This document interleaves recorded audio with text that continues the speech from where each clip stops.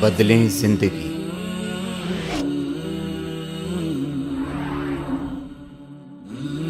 زیتون T V. اللہ تبارک و تعالیٰ نے یہ فرمایا کہ قد افلح من تزکا، فلاح اس کو ملے گی یا فلاح اس نے پائی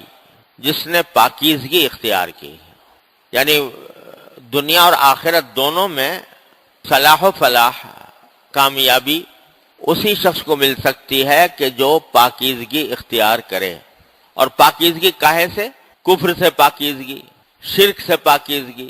بدعات سے پاکیزگی، گناہوں سے پاکیزگی، نافرمانیوں سے پاکیزگی، اللہ تبارک و تعالیٰ کا حکم نہ ماننے سے پاکیزگی۔ جو آدمی اس دنیا میں اللہ تعالیٰ کا حکم مان کر اپنے آپ کو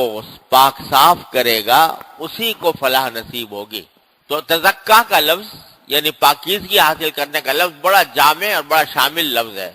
ہر قسم کی پاکیزگی۔ اور ایک تو ہوتی ہے جسم کی پاکی، اس کے لیے عام طور سے لفظ استعمال ہوتا ہے طہارت، جسم کی پاکیزگی کے لیے، جسم کو صاف ستھرا رکھنا، اس کے لیے لفظ استعمال ہوتا ہے نظافت، ستھرائی۔ اور دل کی پاکیزگی اور نفسانی خواہشات کی پاکیزگی، اس کے لیے لفظ آتا ہے تزکیہ۔ تو یہاں ذکر ہے نفس کی اور دل کی پاکیزگی کا، کیونکہ جب دل پاکیزہ ہوتا ہے تو انسان اللہ تعالیٰ کا ہر حکم ماننے کو تیار ہوتا ہے، اپنے آپ کو آمادہ کرتا ہے کہ اللہ تعالیٰ کا ہر حکم مانے۔ جب ہر حکم ماننے کے لیے تیار ہو جاتا ہے تو پھر جسم کی پاکیزگی بھی حاصل ہو جاتی ہے، کیونکہ اللہ کا حکم ہے کہ جسم کو پاک رکھو، اور اس سے صفائی ستھرائی بھی حاصل ہو جاتی ہے، اس واسطے کہ اللہ اور اللہ کے رسول صلی اللہ علیہ وسلم نے صاف ستھرا رہنے کی بھی تلقین فرمائی ہے۔ اور پھر جو نفسانی پاکیزگی ہے، یعنی کفر سے علیحدگی، بدعات سے علیحدگی، شرک سے علیحدگی اور گناہوں اور نافرمانیوں سے علیحدگی، یہ بھی اس میں داخل ہو جاتی ہے۔ یہ سب چیزوں کو شامل ہے لفظ تزکا۔ فلاح اسی کو ملے گی، اور دو لفظوں میں اگر کہیں تو فلاح اس کو ملے گی جو اللہ کا تابع دار ہو کر زندگی گزارے، بس یہی پاکیزگی ہے، اللہ کا تابع دار ہو کر زندگی گزارے۔ کام بھی دل میں، کام بھی وہ کرے جو اللہ کی مرضی کے مطابق ہو، اور دل میں ارادے بھی وہ پیدا کرے کہ جو اللہ کی مرضی کے مطابق ہوں۔ ان خواہشات کو، دل کی ان خواہشات کو دبائے جو اللہ کی مرضی کے خلاف ہیں، اور ان خواہشات کو اوپر لائے اور ان پر عمل کرے جو اللہ تعالیٰ کی رضا کے مطابق ہو۔ یہ خلاصہ ہے تزکا کا۔ اب اس کو حاصل کیسے کیا جائے، اس پاکیزگی کو؟ اس کے لیے اللہ تبارک و تعالیٰ نے دو طریقے بتائے ہیں مختصر، اور ایک رکاوٹ کا ذکر کیا ہے جو اس پاکیزگی کو حاصل کرنے میں جو چیز رکاوٹ بن جاتی ہے، اس رکاوٹ کا ذکر فرمایا ہے، اس رکاوٹ کو دور کرنے کی ضرورت ہے۔ دو طریقے تو یہ بیان فرمائے کہ وَذَكَرَ اسْمَ رَبِّهِ، پہلا طریقہ پاکیزگی حاصل کرنے کا، دل کی پاکیزگی حاصل کرنے کا ایک طریقہ یہ ہے، ایک راستہ یہ ہے کہ اپنے پروردگار کا ذکر کرے، اپنے پروردگار کی یاد دل میں بٹھائے، اللہ تبارک و تعالیٰ کے ذکر کی کثرت کرے۔ ذکر اسم ربہ، اپنے پروردگار کے نام کا ذکر کرے۔ اور اگر دیکھو تو اگر کسی آدمی کے دل میں اللہ تبارک و تعالیٰ کی یاد بس جائے، اس کا ذکر زبان پر ہو، خیال دل میں ہو، تو یہ خیال اور یہ ذکر انسان کو ہر طرح کی برائیوں سے، ہر طرح کے گناہوں سے، ہر طرح کی نافرمانیوں سے بچائے گا۔ چور چوری کیوں کرتا ہے؟ اس لیے کرتا ہے کہ اللہ کو بھول گیا، اللہ بچائے۔ بدکاری کرنے والا بدکاری کیوں کرتا ہے؟ اس لیے کرتا ہے کہ اللہ تعالیٰ کو بھول گیا۔ دھوکہ دینے والا کیوں دھوکہ دیتا ہے؟ اس واسطے کہ اس نے اللہ تبارک و تعالیٰ کو بلا رکھا ہے۔ اگر اللہ کی یاد ہوتی دل میں تو وہ کبھی بھی کسی نافرمانی پر آمادہ نہ ہوتا۔ حضرت عبداللہ بن عمر رضی اللہ تعالیٰ عنہ کا یہ واقعہ منقول ہے کہ وہ کہیں کسی چرواہے سے، انہوں نے سفر کے دوران چرواہے سے کہا کہ تم مجھے بکری میں اس کا دودھ دے دو، میں مسافر ہوں۔ تو اس پر چرواہے نے کہا کہ بکری اگر میری ہوتی تو میں ضرور دے دیتا، لیکن یہ بکری میرے پاس امانت ہے، کسی نے مجھے چرانے کے لیے دی ہوئی ہے، میں اس کا مالک نہیں ہوں، اس کے دودھ کا مالک بھی نہیں ہوں، اس کی اجازت کے بغیر میں دے نہیں سکتا، معذرت خواہ ہوں۔ حضرت ابن عمر نے ان کو ایسے ہی آزمانے کے لیے کہا کہ ایسا کرو، میں تمہیں ایک ترکیب بتاتا ہوں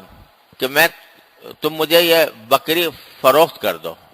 میں تمہیں پیسے دے دیتا ہوں، اور جب مالک کے پاس جاؤ وہ پوچھے کہ بکری کا کیا ہوا تو کہہ دینا بکری کو بھیڑیا کھا گیا، اور بھیڑیا کھاتے ہی رہتے ہیں بکریوں کو، تو کوئی ایسی بات نہیں ہوگی، تمہارا فائدہ یہ ہوگا پیسے تمہیں مل جائیں گے، اور میرا فائدہ یہ ہوگا کہ بکری اپنے ساتھ رکھوں گا، جب بھی سفر کے دوران مجھے ضرورت پیش آئے گی تو اس کا دودھ لے کر پی لوں گا، دونوں کا فائدہ ہے۔ اس نے عبداللہ بن عمر کو یہ کہتے ہوئے سنا تو بے ساختہ اس کی زبان پر جو لفظ آیا وہ یہ کہ یا ھذا فأین اللہ، یہ تم جو بات مجھے بتا رہے ہو یہ میں کر تو لوں یہاں جنگل میں تنہائی میں، لیکن اللہ میاں کہاں گیا، اللہ کہاں گیا؟ اس وقت حضرت عبداللہ بن عمر نے کہا جب تک تیرے جیسے انسان اس دنیا میں موجود ہے انشاءاللہ کوئی کسی کا حق نہیں مار سکتا۔ تو یہ حق جو مارتے ہیں لوگ دوسرے کا، وہ کیوں مارتے ہیں؟ اس لیے کہ خدا کی کے سامنے ہونے کا احساس دل سے ختم ہو گیا۔ تو ذکر اللہ تبارک و تعالیٰ کا ذکر وہ چیز ہے جو انسان کے دل میں اللہ تعالیٰ کی یاد بٹھاتی ہے، اللہ تعالیٰ کے سامنے پیش ہونے کا احساس تازہ کرتی ہے کہ ایک دن مجھے اللہ کے سامنے پیش ہونا ہے۔ جب یہ بات دل میں بیٹھ جاتی ہے تو پھر وہ انسان کو پاکیزہ بناتی ہے، اس کے اندر پاکیزگی پیدا کرتی ہے، وہ گناہوں سے اس کو بچاتی ہے، کسی کا حق مارنے سے بچاتی ہے، حرام آمدنی حاصل کرنے سے بچاتی ہے۔ تو ذکر اسم ربہ کہہ کر اللہ تبارک و تعالیٰ نے ایک طریقہ یہ بتایا پاکیزہ ہونے کا کہ اللہ کا ذکر کثرت سے کیا کرو، چلتے پھرتے اٹھتے بیٹھتے اللہ تبارک و تعالیٰ کا نام لو۔ آج دیکھو ہم اگر سوچیں تو ہر وقت دل و دماغ پر کچھ نہ کچھ خیالات مسلط رہتے ہیں، بعض ایسے ہیں کہ جن کی تو فوری ضرورت ہوتی ہے، بھئی کہیں جانا ہے تو دیکھنا ہے بھئی کون سی سواری میں بیٹھوں، کیا کروں، کوئی اپنے گھر والوں کے لیے کوئی سودا لانا ہے تو آدمی سوچتا ہے، ضرورت کی بات سوچتا ہے، لیکن اکثر اوقات وہ باتیں دماغ میں گھومتی رہتی ہیں جن کی فوری کوئی ضرورت نہیں، خیالات کا ایک طوفان ہے جو چل رہا ہے، مسلسل چل رہا ہے، وہ خیالات کا ایک طوفان سے کوئی کسی انسان کا دماغ خالی نہیں ہر وقت، اور اگر سوچو وہ جو خیالات آ رہے ہیں ان سے کچھ فائدہ پہنچ رہا ہے، اکثر و بیشتر وہ ہوں گے ایسے خیالات جن سے فائدہ کچھ نہیں، ویسے ہی دماغ کے اوپر چکی چل رہی ہے خیالات کی۔ اگر اس خیالات کی رو کا رخ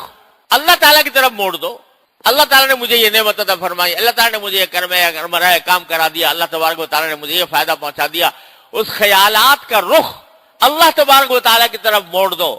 اور جو اگر کوئی حاجت پیش آتی ہے دل ہی دل میں اللہ تبارک و تعالیٰ سے مانگتے رہو، اللہ تبارک و تعالیٰ کی طرف دھیان رکھو، تو ایک اللہ تعالیٰ کی نعمتوں کا شکر اور ایک اپنی حاجتیں اللہ تبارک و تعالیٰ کے سامنے پیش کرنا، یہ دن رات کا مشغلہ بن جائے، پھر دیکھو کیا سے کیا ہوتا ہے۔ تو اس وقت اللہ تبارک و تعالیٰ کی یاد اور اس کا ذکر دل میں بس جائے گا، جب وہ دل میں بس گیا تو وہ تمہیں گناہوں سے بھی روکے گا، تمہیں معصیتوں سے بھی روکے گا، کسی کا حق مارنے سے بھی روکے گا، اللہ تعالیٰ کے سامنے پیش ہونے کا احساس دل میں جاگزین کرے گا۔ یہ طریقہ بتلایا ذکر اسم ربہ۔